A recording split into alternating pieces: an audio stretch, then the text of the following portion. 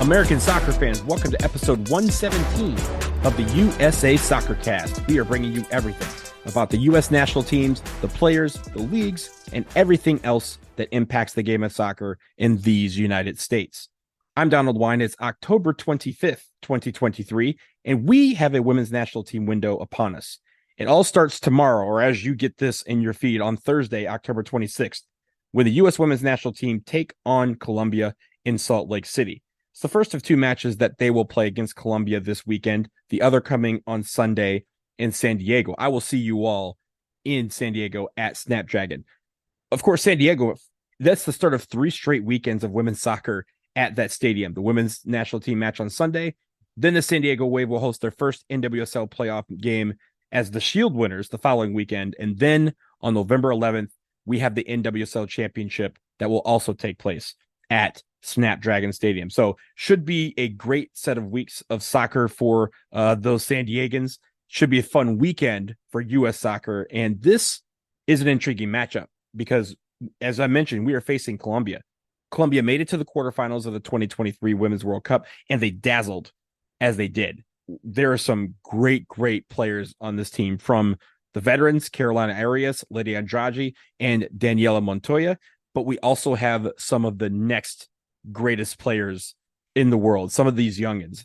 Linda Caicedo, plays for Real Madrid, is an absolute baller. And you have Manuela Venegas. She dazzled during the World Cup as well. So Colombia is one of those teams that is going to try and dazzle, wow, and really just play you off the ball. And these matches between Colombia and the United States in the past have been physical. They've been chippy at times. And sometimes it hasn't been a good style of soccer for the United States. So this is a huge test for them as they continue to evaluate this team in the post-World Cup era. And honestly, there's a lot of transition for this women's national team roster still. There's still not a permanent head coach. Twila Kilgore will take the reign again as interim head coach this month. It is expected that by the time the women play in December against China, again, another opponent that played at the World Cup, once those games happen, we should have a permanent head coach, and it's unclear who that will be. There's a lot of candidates out there. We will get into that as they, kind of whittle it down to a final few. But let's focus on this game. We have, of course, a 27-player roster, which is a big roster. Usually they're around 24, 25, maybe 26 if there's injuries. But having a full 27 players is something that we haven't seen yet, and it means that we have some players back. So let's go through the roster. For goalkeepers, we have Aubrey Kingsbury, Casey Murphy, and Alyssa Nair. No changes there.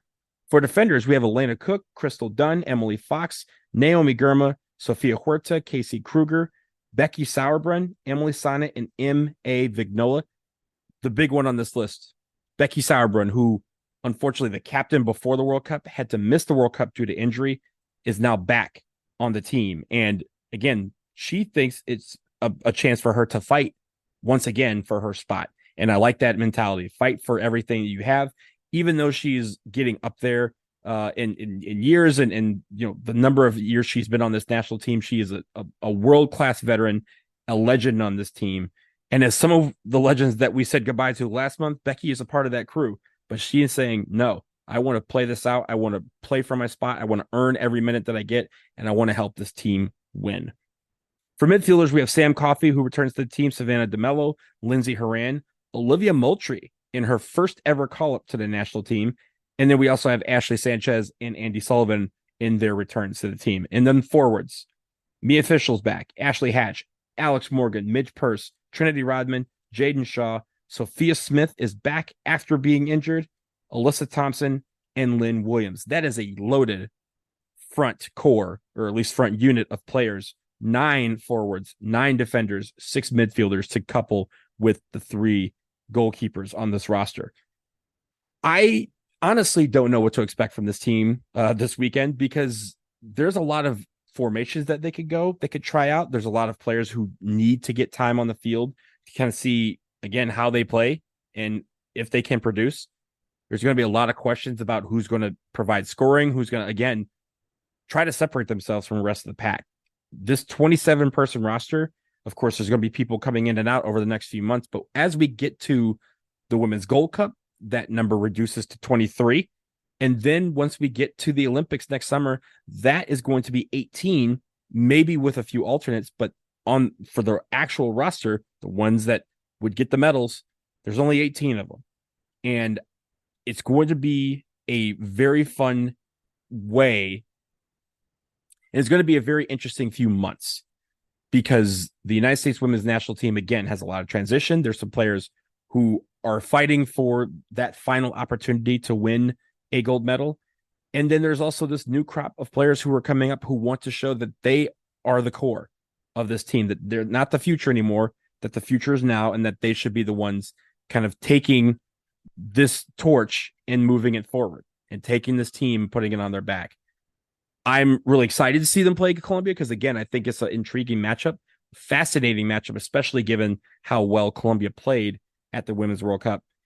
And it's a chance for the United States to kind of say, hey, look, if we want to get back to the top of the pile, the top of the rankings where they feel they belong, and to say that they're the best team in the world, they have to start by defeating teams like Colombia, who are really good, who can, again, on a good day or a bad day, take them out and do and dazzle while doing it. So I'm looking forward to these games. The women's national team needs another great window. Last window, they played South Africa.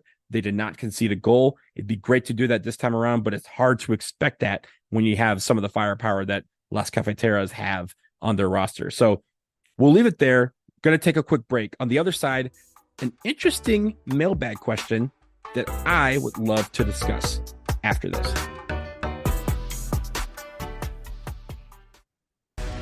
Hey everyone, are you looking for the latest gear for your U.S. national teams, Major League Soccer, the NWSL, or any other team in the world of soccer? The USA Soccercast has affiliate partnerships that are ready to help you out. Head to linktree.com/USA Soccercast, where we have links to Homage, Fanatics, the MLS store, and Breaking Team.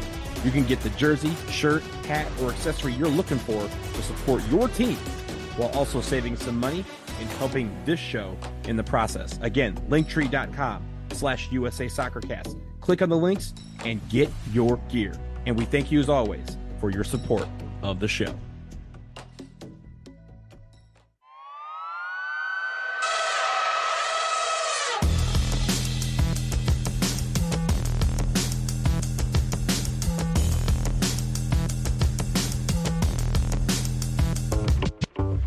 We are back, and we are dipping into the mailbag. We're sticking with the women's national team, but last week I got a great question from one of my best friends, Amit Patel, and shout out to Amit, Hannah, Josh, and Indy.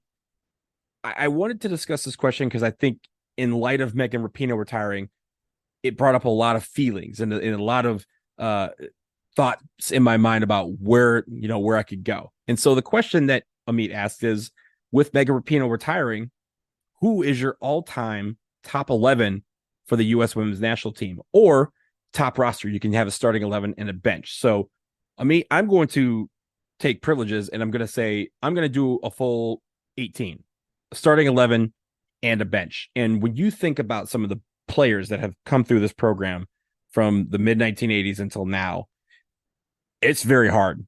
I mean, the list that I had probably had like 50 names on it, and trying to whittle that down to, of course, some of the players that I feel, are my favorites, some of the players that I think are easily some of the best that have ever come through this program, and some of those that I'm leaving on the editing room floor. There's a lot of players that are household names that aren't on my list, but they may be on yours. And so, of course, we want to hear you after you do this. After we go through this list, I want to hear from you. Chime in on Twitter at USA Soccercast, usasoccercast@gmail.com. You can email your 11, and I'll read some on the show if some of them are different or very interesting. And I can comment on yours just as you love for you to hear, just as I would love to hear what you think of my starting 11 and bench, my game day roster, if you will, for my all-time women's national team 11. So I'm going to start with goalkeeper. There's only one choice for me. It's Brianna Scurry. Brianna Scurry is the greatest goalkeeper that we've ever had. She has won a World Cup. She was dominant for almost, a decade and a half. And Brianna Scurry is one of the first players that I saw play for the national team that I was like, yeah, we out here. Like Brianna Scurry was that woman. She is the real deal. And there's no goalkeeper that I would want if it was a game for my life. Brianna Scurry would be in goal. That's how I see it. She is easily one of the greatest players that have ever come through this program. Defenders, this was a little interesting. I had some that I was going back and forth with, but I settled on this: Christine Lilly, Brandy Chastain, Becky Sauerbrunn, and Crystal Dunn. And Crystal Dunn is the one that I struggled with the most because I want her to be a midfielder. I've always wanted her to be a midfielder, but I think her only thing that she has done wrong in this world is she became the best left back on the planet. And that's not her fault. That's just how good she is. But the fact that she has been the best left back in the world, she was the best left back in the world for a good period, maybe 4, 5, 6 years. I am going to put her at that left back position, put Christine Lilly back there, Brandy Chastain back there, and Becky Sauerbrunn. I think those are three of the players that I enjoyed watching the most. Becky Sauerbrunn is one of my favorite players ever. And Brandy Chastain, not only is she's known for the penalty kick in 1999 to win the World Cup, but she was so dominant in her time in the national team that it's hard to leave her, keep her off of this roster. Midfielders. I start with Michelle Akers, who I think is the greatest U.S. women's national team player ever. End of story. Done. Michelle Akers has always been my pick for the best talent that we've ever produced to the women's side, and she still is.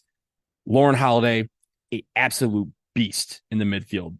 The fact that she retired when she was 27 when she retired. Like if she played another 4 or 5 years, again, people might be looking at her as arguably the greatest that has ever put on the U.S. crest with the stars on it. And then Shannon Box, an absolute force in the midfield, could score, could defend, could intimidate you, could take you out. Like Shannon Box was awesome to watch. And that was a field pick for me. So Akers, Holiday, and Box in the middle. And then our forwards, Mia Hamm. Do I have to explain that? No, I didn't think so. Abby Wambach, do I really need to explain that either? No, didn't think so. And Kristen Press. Kristen Press is arguably my favorite forward ever. She's one of my favorite players that has ever played. And Kristen Press had the most dominant run I have ever seen from anyone in soccer. She went 38 games producing a goal or an assist or both for the women's national team at the peak of their greatness. It's simply incredible. And every single time, and there was a couple of them where she had bangers, there was a couple game winners, a couple, walk-offs, and every single time she got the ball at her feet, you felt like something good was going to happen. And the greatest thing about it is that she proved you right every time. Kristen Press has to be on my list, and she is definitely starting in the middle for me. Now, I want to talk about the bench because there's some players that obviously didn't make the roster or didn't make the starting 11, but they make my bench. Alyssa Nair, I think, is the second best keeper. Some people will go Hope Solo, but Alyssa Nair, look, I seen her play in the 2019. Ain't nobody stopping her. She won a lot of a favor with me by basically willing us to that World Cup as a goalkeeper. I'm putting her on my bench. Julie Ertz, I don't need to say anything about Julie Ertz. She's one of the greatest midfielders that ever lived. Like, she's incredible. Roosevelt, one of my favorites, absolute dynamite. Kate Markgraf, shout out Detroit Country Day, my high school. Kate Markgraf went there. I have seen her play in high school. I've seen her play in college. I've seen her play on the international level. Just one of the best. And I think the player, until Becky passed her a while ago, the one player who went the longest without scoring a goal for the national team. She had almost 200 caps before she scored a goal. Megan Rapinoe, look, Megan Rapinoe is one of the greatest players out there. And having her do free kicks in her prime, having her, again, take PKs in her time, I know that's a sore subject given what happened at the World Cup, but hey, that was the second time she had missed ever in her life. And so I would take, again, game for my life. I want her, to be out there to take penalties for me because I think time in and time out, she has delivered for the U.S. women's national team. Natasha Kai is another one that I think it might be underrated by a lot of people. She was just a demon. Like she did everything. And it felt like, again, she may not have scored the goals, but she set up a lot with her play. She set up a lot, but just being in the right positions to make the great decisions with the soccer ball. Absolutely amazing player. And then finally, Heather O'Reilly. Heather O'Reilly did so many great things for such a long time. It's hard to keep her off of this game day roster, so to speak. So that's who I have. And again, there's some players that I really love that I had to leave on the bench or even off the bench. They're sitting in the stands with us. But for this all-time 11 and the bench, I think that's what I'm going with. What are you going with? I think you should let me know what you think about my 18. I think you should let me know what your 18 would be if it's a little different, if there's players that you would put in and out. Again, at USA Soccercast on Twitter, usasoccercast@gmail.com. Send us emails. We will read some on the show if we get some good responses. And that will do it for episode 117 of the USA Soccercast. Thank you so much for listening. Remember, follow us on Twitter. We are at USA Soccercast. I've said it a few times. I'll say it one more time. USA Soccercast on Twitter. Don't forget, we have affiliate programs with Homage, Fanatics, MLS Store, and Breaking Tea. Head to linktree.com/USA Soccercast to learn more.